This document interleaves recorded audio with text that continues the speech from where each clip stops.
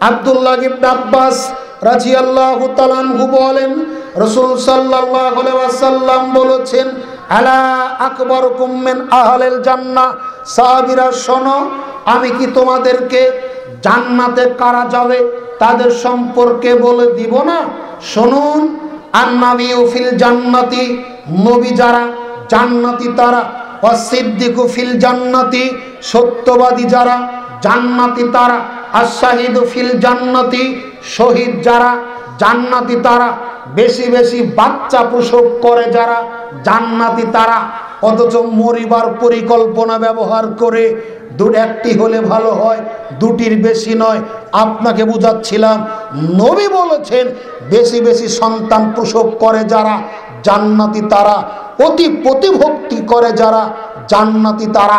আল্লাহর নবী বলছেন, স্বামীকে বেশি বেশি বারংবার ভালোবাসা নিবেদন করে যেই নারী জান্নাতি সেই নারী, বেশি বেশি সন্তান প্রসব করে যেই নারী জান্নাতি সেই নারী, সত্যবাদী যারা জান্নাতি তারা, শহীদ যারা জান্নাতি তারা, নবী যারা জান্নাতি তারা।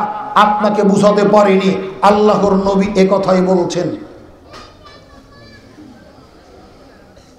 সম্মানিত উপস্থিতি, রাসূল সাল্লাল্লাহু আলাইহি ওয়াসাল্লাম বলেন, এরপরে তিনি বলছিলেন, আল-উদু আলা যাওজিহা আল্লাতী যাকা জাওয়াজাত হাত্তা তাজায়াতাহা ফি ইয়াদি যাওজিহা ওয়া তাকুলুলা আজুকু গামজান হাত্তা তারজা। আল্লাহর নবী বলেন, স্বামী যদি স্ত্রীর উপর রাগান্বিত হয়, রাগ করে, স্বামীকে খুশি করার আগ পর্যন্ত খাবার খায় না যারা জান্নাতি তারা। বুঝাতে পারিনি, স্বামী যদি রাগ করে, স্বামীর রাগ ভাঙ্গানোর আগ পর্যন্ত খাবার খায় না যেই নারী জান্নাতি সেই নারী। স্বামীর রাগ ভাঙ্গানোর আগ পর্যন্ত খাবার গ্রহণ করে না যেই নারী জান্নাতি সেই নারী। দেখেন তো আমার আপনারটা এরকম কিনা? রাগত কখনো যদি গন্ডগোল বেঁধে যায়, বাচ্চাকে দিয়ে দু একবার ডাকায়, তোর বাপকে ডাক, খাবার হয়েছে খেয়ে যাক। দু একবার পরে যদি আপনি বলছেন খাবো না, চট করে বলছে তুমি খেলে খাও, না খেলে না খাও, আমি না খেয়ে থাকতে পারবো না। অথচ আল্লাহর নবী বলছেন, স্বামীর রাগ ভাঙ্গানোর আগ পর্যন্ত খাবার খায় না যারা জান্নাতি তারা। সম্মানিত উপস্থিতি, অত এই গুণগুলি অর্জন করতে হবে যে কোনো মূল্যে। পারলৌকিক জীবনে সফলতা অর্জন করার চরম মাধ্যম এগুলি। সাদ ইবনে আবি ওয়াক্কাস রাদিয়াল্লাহু তাআলা আনহু বলেন, রাসূল সাল্লাল্লাহু আলাইহি ওয়াসাল্লাম বলেছেন, আরবাবু মিনাস সাআদাতে, এই পৃথিবীতে পুরুষের জন্য সৌভাগ্যের বস্তু হলো চারটি। চারটি বস্তু আছে যার, ইহকাল পরকাল আছে তার। আল্লাহর নবী বলেন, পৃথিবীতে যেই পুরুষের চারটি বস্তু আছে সে হলো সৌভাগ্যবান। মানুষের সৌভাগ্যের বস্তু হলো চারটি, দুর্ভাগ্যের বস্তুও হলো চারটি। দেখুন আপনি মনে রাখতে পারেন কিনা। আল্লাহর নবী বলেন, চারটি বস্তু আছে যার, ইহকাল পরকাল ভালো তার। এক, আল-মারাতুস সালেহা, এক নম্বরে হলো ভালো স্ত্রী আছে যার, ইহকাল পরকাল আছে যার। স্ত্রী যদি ভালো না হয়, আপনার শার্ট প্যান্ট কোট যত ক্যালেন্ডারে ভাঁজ পড়ে থাকুক, ভিতরে শান্তি থাকবে? যত মাছ গুস্ত খান, বউ যদি ভালো না হয়, উপরে ফিটফাট, ভিতরে সদরঘাট থাকবে না, এটা নিশ্চিত। আপনি যত ভালো খান, যত ভালো পড়েন, আপনার মানসিকভাবে অশান্তিতে থাকবেন। স্ত্রী যদি ভালো না হয়, এজন্য তিনি বলছেন, আল মারআতুস সালেহা, ভালো স্ত্রী আছে যার, সৌভাগ্য তার। আপনারটা না হয় বাদি দিলাম, সে নওগাঁ থেকে 55 কিলোমিটার দক্ষিণ থেকে এসেছি, বাড়িতে যেতে না যেতে বউ যদি ভালো হয়, থাকবে কি থাকবে না এ সন্দেহ যদি থাকে, হুজুরের রাত্রে ঘুম হবে? কথা বলেন, ঘুম ভালো হবে? আর বউ যদি ভালো হয়, তাহলে কোন রকমের দুশ্চিন্তা কাজ করবে না। এই জন্য পৃথিবীতে শান্তির যতগুলি উপকরণ, তার 1 নাম্বার আল-মারাতুস সালেহা, ভালো স্ত্রী আছে যার, সৌভাগ্য তার। দাজ্জাল মার্কা বউ যদি হয়, তাহলে তার জীবনে কোনোদিন শান্তি হবে না। দুই, আল্লাহর নবী বলেন ওয়াল মাসকানুল ওয়াসিউ, প্রশস্ত বাসস্থান আছে যার, সৌভাগ্য তার। প্রশস্ত বাসস্থান মানে আপনি চাকুরি করেন, 10টাতে অফিসে যান, আপনার পিছে পিছে আপনার বউ যায়, গোটা বাড়ি ফুটবল খেলার মাঠ, আপনার বাড়িতে বহু জায়গা, ও বাড়িতে থাকতেই চায় না, ট করে গোটা পাড়া গ্রাম ঘুরে বেড়ায়, চষে বেড়ায় জিনা। নবী বলছেন যার প্রশস্ত বাড়ি আছে সে হলো সৌভাগ্যবান। দুই, আল্লাহর নবী বলেন ওয়াল জারুস সালেহ, উত্তম প্রতিবেশী আছে যার, সৌভাগ্য তার। প্রতিবেশী যদি ভালো হয় আপনি নিশ্চিন্তে থাকতে পারেন, প্রতিবেশী যদি ভালো হয় আপনি আরামে ঘুমাতে পারবেন না। এজন্য তিনি বলছেন তৃতীয় বস্তু সৌভাগ্যের, সেটা হলো উত্তম প্রতিবেশী। চার, তিনি বলছেন ওয়াল মারকাবুল হেনাও, উত্তম বাহন আছে যার, সৌভাগ্য তার। আর একবার বলছি, সৌভাগ্যের বস্তু হলো চারটি। এক, উত্তম স্ত্রী। দুই, প্রশস্ত বাসস্থান। তিন, উত্তম প্রতিবেশী। চার, উত্তম বাহন। এবার আল্লাহর নবী বলেন চারটি বস্তু আছে যার, দুর্ভাগ্য তার। সৌভাগ্যের বস্তুও যেমন চারটি, দুর্ভাগ্যের বস্তুও তেমন চারটি। কি আপনাকে দেখায়?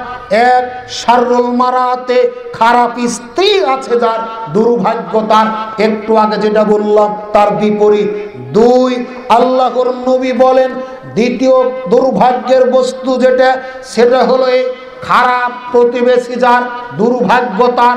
আপনার ভিতরে সর্বদাই টেনশন ফিল করবে, না জানি তার মাধ্যম দিয়ে আপনার ছেলে মেয়ের ফসলের ক্ষয়ক্ষতি হবে, হাঁস মুরগির ক্ষয়ক্ষতি হবে, জানমালের ক্ষয়ক্ষতি হবে। প্রতিবেশী যদি ভালো না হয়, খারাপ যদি হয়, এটা আমার আপনার দুর্ভাগ্য।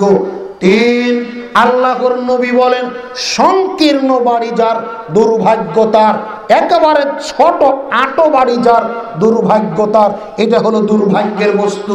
চার, তিনি বলছেন খারাপ বাহন আছে যার, দুর্ভাগ্য তার। রামচন্দ্রপুর থেকে রেল স্টেশন যে কয়েক কিলো রাস্তা মোটর সাইকেল নিয়ে বের করে হলেন, 20 থেকে 25 বার ক্লিক করতে হয়, বন্ধ হয়ে যায়। বলেন তো এই বাহনটা ভালো না খারাপ? বলেন তো এটা সৌভাগ্যের বস্তু না দুর্ভাগ্যের বস্তু? দুর্ভাগ্যের বস্তু। আল্লাহর নবী বলেন, আর একবার বলছি, দুর্ভাগ্যের বস্তু হলো চারটি। এক, খারাপ স্ত্রী। দুই, সংকীর্ণ বাসস্থান। তিন, খারাপ প্রতিবেশী। চার, খারাপ বাহন। এই চারটি বস্তু আছে যার, দুর্ভাগ্য তার। উপরের চারটি বস্তু আছে যার, সৌভাগ্য তার। এরপরে বলছিলাম সম্মানিত উপস্থিতি, আবু হুরায়রা রাদিয়াল্লাহু তাআলা আনহু বলেন রাসূল সাল্লাল্লাহু আলাইহি ওয়াসাল্লামকে জিজ্ঞাসা করা হলো, আল্লাহর নবী উত্তম মহিলা কারা? আগের হাদিসের সাথে এই হাদিসের কিছু মিল রয়েছে, সেজন্য বলছিলাম। আল্লাহর নবী বলছেন খায়রুন নিসাই আল্লাতী ইযা নাজারাত ইলাইহা শাররাতকা। আল্লাহর নবী বলেন স্বামী যখন স্ত্রীর দিকে তাকায় তখন স্বামীকে খুশি করতে পারে যেই নারী, উত্তম ভালো সেই নারী। দুই, তিনি বলছেন ওয়াইজা আমার তাহা আতাতকা, স্বামী যখন নির্দেশ দেয় তার স্ত্রীকে, নির্দেশ পাওয়ার সাথে সাথে পালন করে যেই নারী, উত্তম সেই নারী। তিন, ওয়াইজা গিবতানহা হাফেজাতকা ফি মালিকা ওয়া নাফসিহা। আল্লাহর নবী বলেন স্বামী যখন বাড়িতে থাকে না, ঢাকাতে থাকে, চিটাগাঙ্গে থাকে, রাজশাহীতে থাকে, রংপুরে থাকে, অন্য কোনো জায়গাতে মজুরি খাটে অথবা চাকুরি বাকুরি করে, স্বামী যখন বাহিরে থাকে তখন স্ত্রী নিজের লজ্জাস্থানকেও হেফাজত করে, স্বামীর সম্পদকেও হেফাজত করে। এই নারী হলো উত্তম নারী। বোঝাতে পারিনি? আল্লাহর নবীতে বলেছেন, হাদিসের পাতাতে কথাটা লেখা আছে। মা বোন বলছিলাম আগের তিনটি গুণের কথা আগের আলোচনায় এসেছে, বাড়তি একটা কথা এসেছে, স্বামী যখন বাড়িতে থাকে না তখন স্ত্রী নিজেকে হেফাজত করে, মানে তার লজ্জাস্থানের হেফাজত করে, স্বামীর সম্পদকেও হেফাজত করে। যেই নারী উত্তম সেই নারী।